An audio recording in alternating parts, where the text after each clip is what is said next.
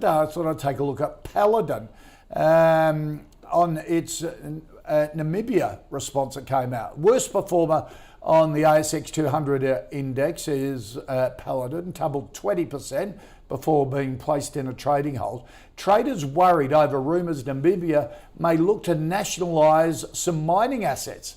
And of course, Paladin has its uranium mines over there. Thought we'd take a look at it on a number of levels, not only what it means for Paladin if you're a Paladin shareholder, but this risk, national risk of, we have many sort of West African resources, a lot of different stocks with assets overseas and in Africa. Henry, is this a warning bell? No. Right. I think this is no more of a warning bell than other moves for sovereign risk. We know that it's risky overseas. We know that in Africa there are issues. Tanzania recently has mandated that they get a percentage of the project. Yep. Let's face it, you look here, the petroleum rent resource tax. Yep. They changed the goalposts. And Queensland And putting I was getting to that. Queensland, they just had their budget out, and the budget is in great shape because of coal royalties. Right. So everywhere has got risk. Every mining project's got risk because you can't pick it up and take it somewhere. You are hostage to it. We saw that risk. I guess the best example of that was Kingsgate, when the Thai government basically confiscated the mine. Yep. And after 6 or 7 years of legals, they got it back, and they're now producing gold again for Kingsgate shareholders. The Paladin one is an odd one, I have to say. This could be a really good opportunity to pick up Paladin.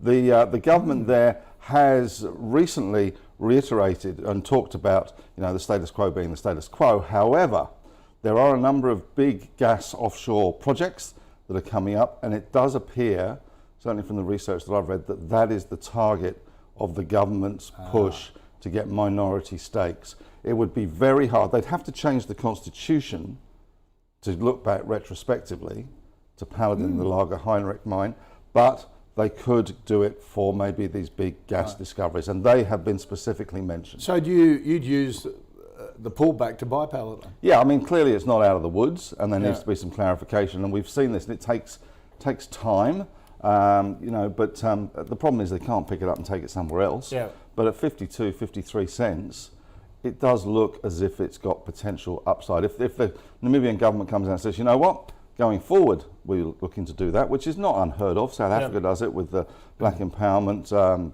piece, the BEE. They have shares of the mines. We're seeing it in Chile.